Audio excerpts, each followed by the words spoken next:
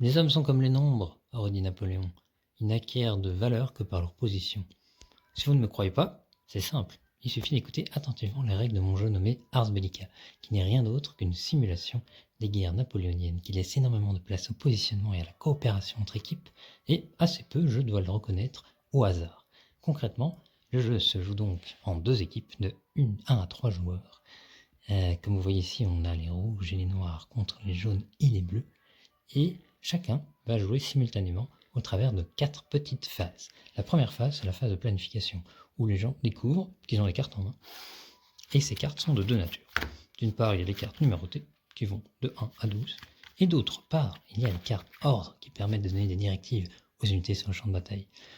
Lors de la phase de planification, chacun dans son coin secrètement va jouer une carte numérotée, par exemple la carte 8, et une ou plusieurs cartes ordre de son choix. Une fois que les jeux sont faits, on révèle simultanément à la fois le nombre de nos cartes et à la fois la nature de ces cartes que nous avons choisi de jouer. Nous les posons sur la table et on entre dans la phase d'initiative.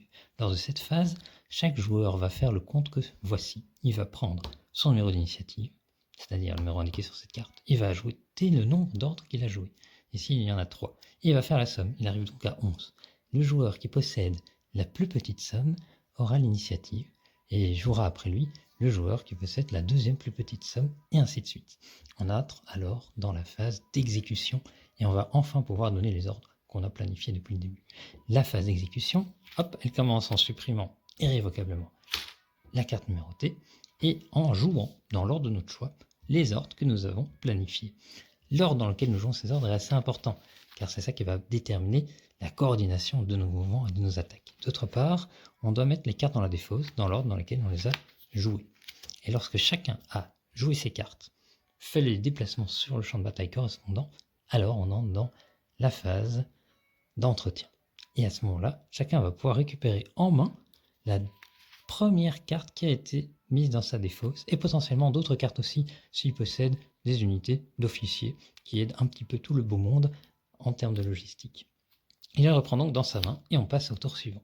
Lorsque 12 tours ont été réalisés, les 12 cartes numérotées auront été supprimées et le jeu arrivera à sa fin.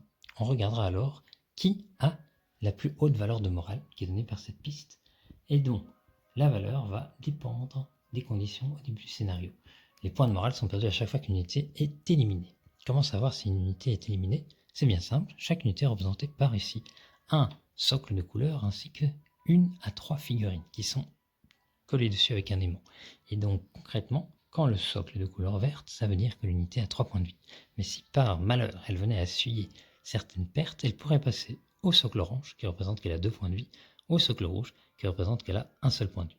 D'autre part, l'unité possède une deuxième information assez précieuse, c'est le nombre de figurines sur son socle qui est toujours égal rigoureusement à sa valeur de combat.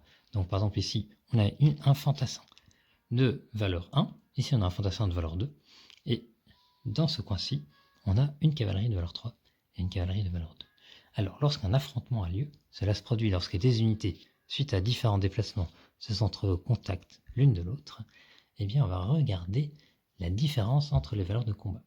Par exemple, ici, le joueur jaune a 3 de force de combat contre 2. Si jaune attaque, grâce à la carte correspondante, il va alors infliger des dégâts au joueur qui est sous-numéraire.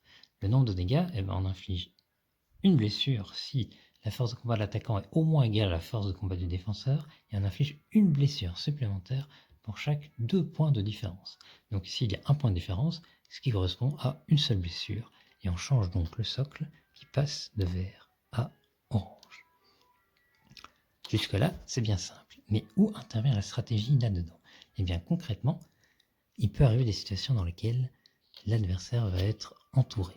Supposons par exemple que jaune soit parvenu à faire la configuration suivante. Dans ce cas, si jaune attaque, il n'a évidemment toujours qu'une force de combat de 2, mais les unités qui sont adjacentes à l'unité attaquée vont pouvoir soutenir le combat et offrir chacune un point de combat supplémentaire. On arrive donc à 2, 3, 4, 5. Inversement, jaune de son côté à 3, 4. On a donc une différence de 1 point et jaune va à nouveau passer de son côté au socle orange. Et le combat se poursuit de cette manière-là. A noter qu'il y a également des canons qui peuvent permettre de tirer sur les unités, ce qui se réalise à l'aide du socle hexagonal que voici, en lançant les boulets dans la zone de cible et en voyant les résultats infligés. Cela sera décrit dans les règles. Et d'autre part, il faut noter aussi qu'il y a des officiers, qui sont ainsi des unités particulières, de taille plus grande que la moyenne. Voilà, je vous invite à découvrir tous les détails de ce monde foisonnant des champs de bataille napoléoniens et à venir tester par vous-même que le hasard, non, ça ne fait pas le génie militaire.